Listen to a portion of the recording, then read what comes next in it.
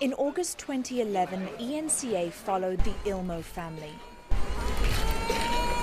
They'd walked thousands of kilometers to escape the famine that devastated much of the central part of the country, watching their friends and children die along the way, passing through hostile areas run by warlords and even by Somali insurgent group Al-Shabaab. Finally, they reached their beacon of hope, Somalia's capital, Mogadishu.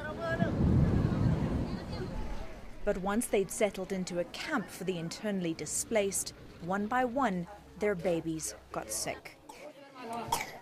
The 6-person family was diagnosed with cholera, but they were lucky enough to find a hospital to treat them. There are thousands of stories just like the Ilmo families here in Mogadishu alone. Agonizing choices mothers and fathers have had to make in their times of desperate need.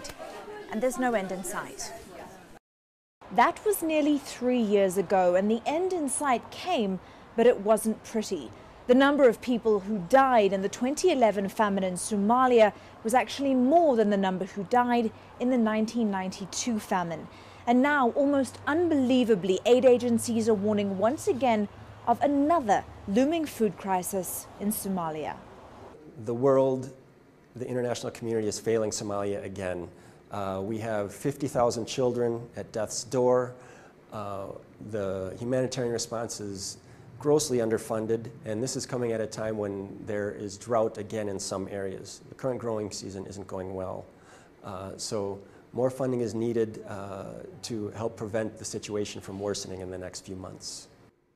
Oxfam and other NGOs say the international community has not learnt lessons from 2011, that it's better and cheaper to prevent a famine than to try to fix it once it's happening.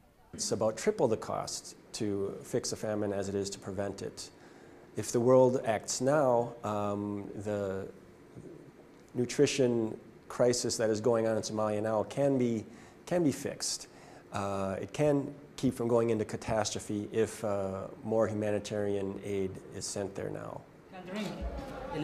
They give him, he drinks. Agencies are now appealing to donors through worldwide campaigns this Hunger Day to donate now, before stories of the Ilmo family and thousands of others repeat themselves. Robin Creel, Nairobi. Know more about your world. ENCA.com